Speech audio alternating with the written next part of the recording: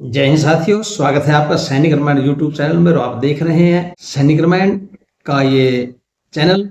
और इसमें आज आपको खबर दी जाएगी कि 8वें पे कमीशन के बारे में क्या खबर है और क्या हमारी कार्रवाई हुई है अभी तक हमारे कर्मचारी यूनियंस की तरफ से, वो देखिए। 8वें केंद्रीय वेतन आयोग के साथ राष्ट्रीय न्यायिक समिति की स्थायी समिति की जो पहली बैठक जो है 28 अप्रैल 2026 को सफलतापूर्वक आयोजित हुई। स्टाफ पक्ष के प्रतिनिधियों ने 8वें सीपीसी के समक्ष स्टाफ पक्ष के ज्ञापन की मुख्य विशेषताओं को प्रस्तुत किया और 8वें सीपीसी के साथ और अधिक बैठकों की मांग की गई। एनसी जेसीएम के सभी जितने जो साथी संगठन हैं उनके साथ भी बैठकें आयोजित की गई। साथियों, राष्ट्रीय परिषद की तरफ से जेसीएम की स्थायी समिति की 8वीं सीपीसी के साथ पहली बैठक 28 अप्रैल 2026 को आयोजित की गई।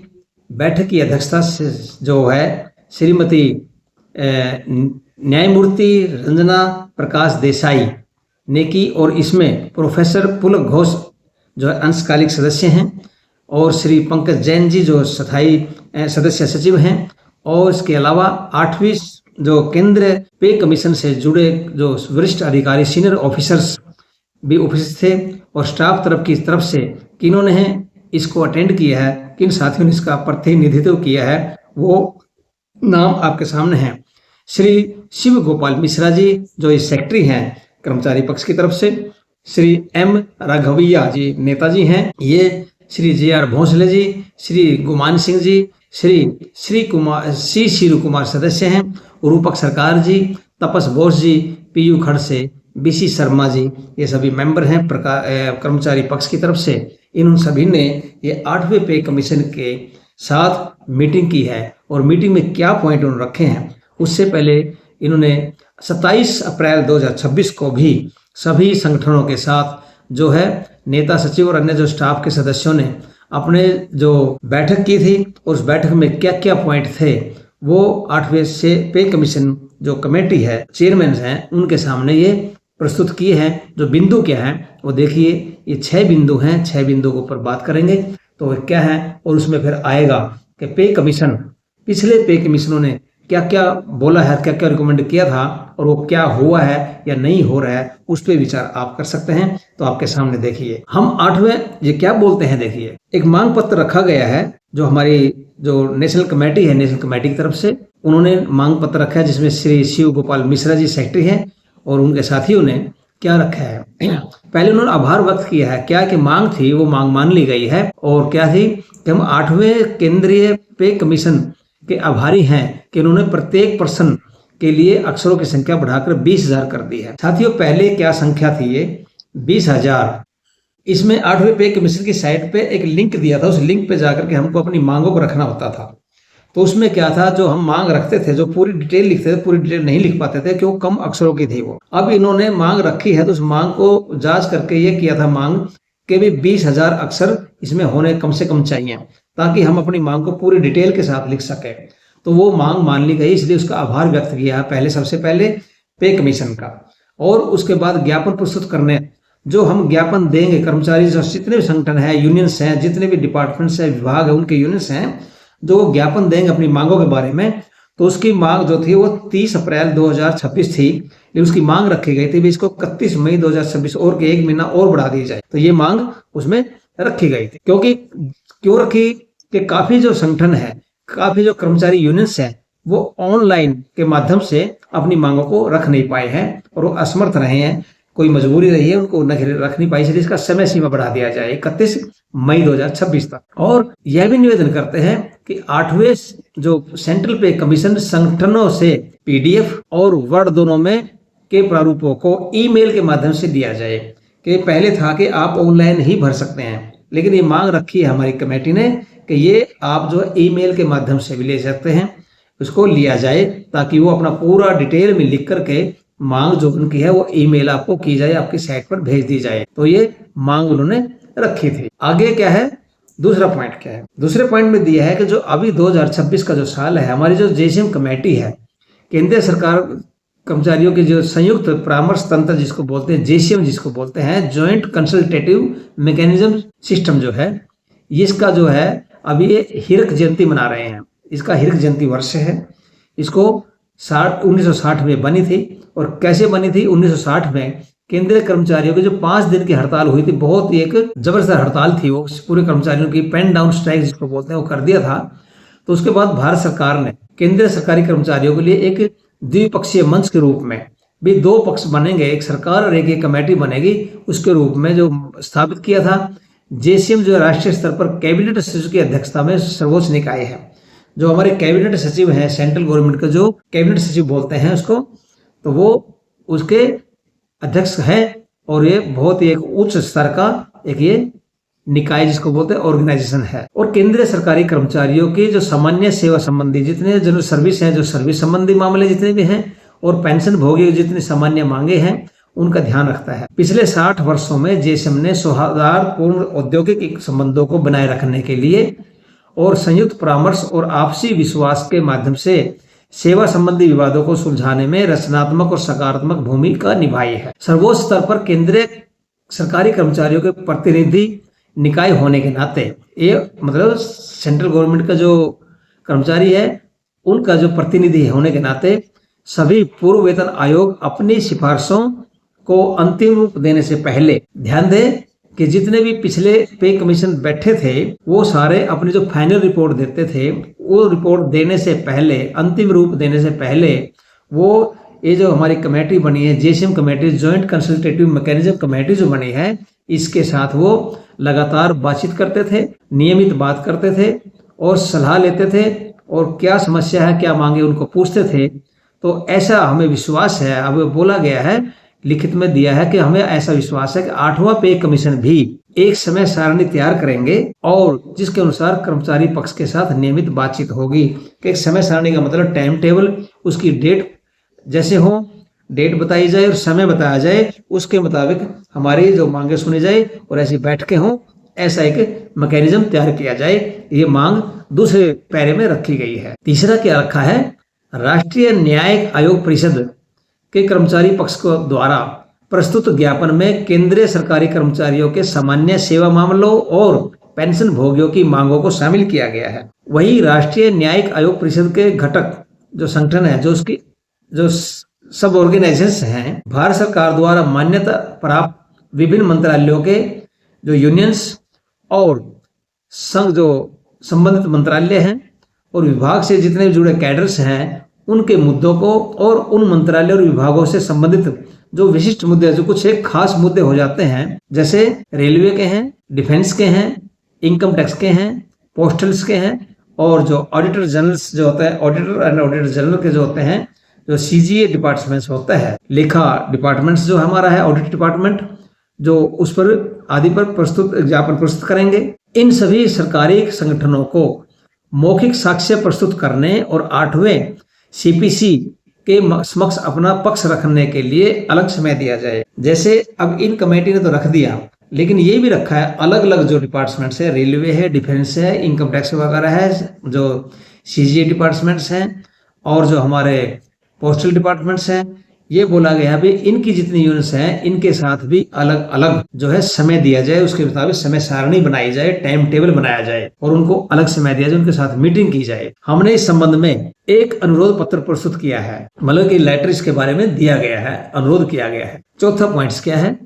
केंद्र सरकार के अधिकांश कर्मचारी मुख्य रूप से रेलवे, डिफेंस और डिफेंस इंडस्ट्रीज जो होती हैं, जो कि हमारे जो कुछ डिपार्टमेंट्स है हमारे आर्मी के अंदर जो हैं वो प्रोडक्शन करते हैं, तो वो जो उनका डिपार्टमेंट्स हैं वो, और विभिन्न दूरस्थ स्थानों पर स्थित फील्ड इकाइयों, दूरस्थ स्थान मतलब जैसे लेह लद्दाख है, साइचन ग्लेशियर है, जैसे असम साइड में, नागालैंड में, ऐसे ऐसे स्थानों पर जो हमारे डिफेंस की और जो हमारी यूनिट्स हैं और उनके साथ जो हमारे कर्मचारी हैं, सिविलियंस कर्मचारी भी हैं, वो जिन परिस्थितियों में, जिन हालात में वो काम कर रहे हैं, और वे जो बहुत ही एक बोलते हैं ना, बहुत ही खतरनाक, जोखिम भरे और खतरनाक, आप सभी को पता है, लेह लद्दाख, साइचन ग्लेशियर और उधर असम का जो जैसे चाइना बॉर्डर्स वगैरह का जितने खतरनाक इलाके हैं, उसके अंदर की बात क्या किया गया है कि इसलिए अनुरोध किया जाता है कि 8वें सीपीसी के तहत सभी उद्योगों, सभी जितनी इंडस्ट्रीज हैं जो सेंट्रल गवर्नमेंट की और जितने स्थान हैं, यूनिट्स हैं, उनका दौरा किया जाए, ताकि सामने जानकारी प्राप्त की जा सके, प्रत्यक्ष जानकारी प्राप्त की जा सके और वेतन आयोग उनकी कठिनाइयों का प्रत्यक्ष अध्ययन कर सके तथा उचित वेतनमान, भत्ते और अन्य लाभों की सिफारिश कर सके। कि सामने देखने से ही होगा, अगर जाएंगे जगह पर उनकी कठिनाइयों को देखेंगे, उनकी दुख मुश्किलें कितनी हैं, वो किस हालात में काम करें, उन हालातों को देख करके उनके वेतनमान, उनके भत्ते और उनकी सहूलियत जो है वो उसका चेक किया जाए, उसकी सिफारिश ताकि कर सके, जो उनको लाभ मिल सके। पांचवा जो पॉइंट रखा गया है वो क्या है, 8वें सीपीसी के नियमों और शर्तों में एक शब्द दिया गया है, क्या है, गैर वित्त पोषित पेंशन। गैर वित्त पोषित पेंशन जो कि बोलते हैं कि इनको पेंशन नहीं मिलती है, ऐसे उनको जैसे एक्सेसमैन बना दिया जाता है, जैसे 5 साल की सर्विस के बाद या 15 साल से पहले आर्मी का उदाहरण देता हूं, तो वाकया ये सही नहीं है। क्योंकि गैर अंशदायी पेंशन योजना लागू होने से पहले ही कर्मचारियों ने सरकार द्वारा अंशदायी भविष्य निधि योजना को छोड़कर पेंशन योजना का विकल्प चुना था। अंशदायी योजना पब्लिक प्रोविडेंट फंड, प्रोविडेंट भाई आप उसमें जमा करेंगे आपको पेंशन मिलेगी, जैसे सिविल के अंदर होता है कर्मचारियों लेबर्स का होता है ईपीएफओ का, ऐसे तो ये सेंट्रल गवर्नमेंट के ऊपर लागू नहीं है था। तो उसमें क्या है, ये पेंशन योजना का विकल्प उन्होंने चुना था।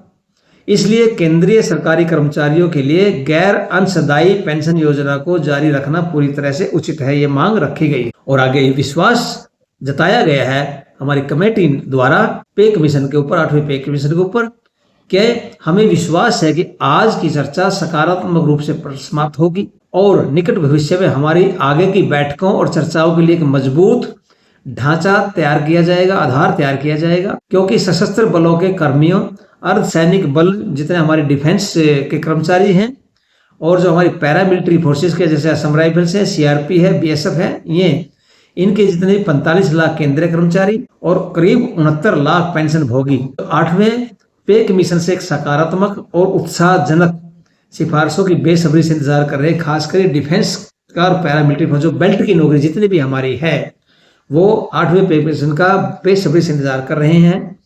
तो उनके जो इंतजार को सकारात्मक रूप से लेकर के किया जाए। क्यों कि उनके भत्ते, वेतन भत्ते और पेंशन और अन्य लाभों में हर 10 साल में केवल एक बार संशोधन किया जाता है, जो कि एक लंबी अवधि है। 10 साल के लंबे समय के बाद ही डिफेंस का, पैरामिलिट्री फोर्सेस का या जितने भी डिफेंस से जुड़े हुए हैं इन कर्मचारियों को पूछा जाता है, उनकी पेंशन में थोड़ा बहुत बढ़ाया जाता है। तो बोला गया है, निवेदन किया गया है कि इन सभी से भी अलग अलग से बात की जाए और अलग अलग से इनसे मांगों को मांगा जाए और उनके जाकर के जो फील्ड यूनिट्स हैं, जो हाईएलटी एरिया है, उन के अंदर जाकर के ग्राउंड पर लेवल चेक करके उनके साथ ये बातें की जाए, उनकी समस्या को समझा जाए, उसी के हिसाब से वेतन भत्ते और लाभों को संशोधित किया जाए। आगे क्या है, कर्मचारी पक्ष द्वारा ये जो पॉइंट रखे, 6 पॉइंट रखे हैं, उनके बाद कर्मचारी पक्ष द्वारा प्रस्तुत ज्ञापन के आधार पर यह प्रस्तुति दी गई है। प्रत्येक विषय पर प्रस्तुत देने से पहले 8वें वेतन आयोग का ध्यान पिछले वेतन आयोग की निम्नलिखित सिफारिशों की ओर आकर्षित किया गया, जिस पर 8वें वेतन आयोग को ध्यान दिया जाए। सज्जनों ये सुनिए कि 8वें पे कमीशन में जो मांगे रखे गई हैं उनमें कुछ ध्यान दिलाया गया था कि जो हमारे पिछले पे कमीशन आउट हुए थे, जैसे 7वां है, 6ठा है, 5वां है, 4था है, 3रा है, 2रा, पहला है। तो 3रा वेतन आयोग जो था हमारा, उसकी जो वेतन आयोग की रिपोर्ट थी, उस रिपोर्ट के हिसाब से 84वां पैरा था। 84 पैरा के मुताबिक क्या दिया था, पे कमीशन ने एक रिकमेंड किया था, क्या कि सरकार को एक आदर्श नियोक्ता होना चाहिए। मतलब गवर्नमेंट मस्ट बी एक जिसको बोलते हैं ना आदर्श नियोक्ता। क्या नियोक्ता है, एम्प्लॉयर। तो उसको एक नियोक्ता होना चाहिए ताकि पूरे देश के लिए वेतन नीति के प्रमुख नियामक के रूप में उसकी भूमिका और सभी श्रमिकों के लिए जीवन निर्वाह योग्य वेतन सुनिश्चित करने की जिम्मेदारी में नैतिक सार और प्रभावशीलता निहित हो।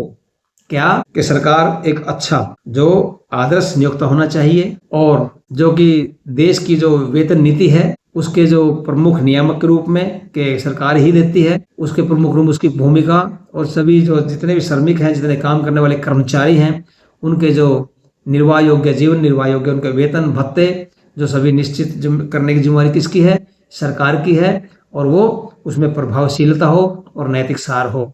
ऐसे ही 7वें पे कमीशन में भी एक पॉइंट आया था जो 7वें पे कमीशन ने दिया था सरकार के प्रति कि कर्मचारियों के वेतन ढांचे को सुचारू रूप से बनाए रखने के लिए वेतन संरचना सुधार करना आवश्यक हो गया है ताकि बेहतर, अधिक सक्षम और प्रतिभाशाली लोगों को शासन की ओर आकर्षित किया जा सके। यह ढांचा सरकारी सेवा में सबसे उपयुक्त प्रभावशाली उम्मीदवारों को आकर्षित करने और कार्य संस्कृति में दक्षता, जवाबदेही और उत्तरदायित्व को बढ़ावा देने की आवश्यकता से जुड़ा होना चाहिए।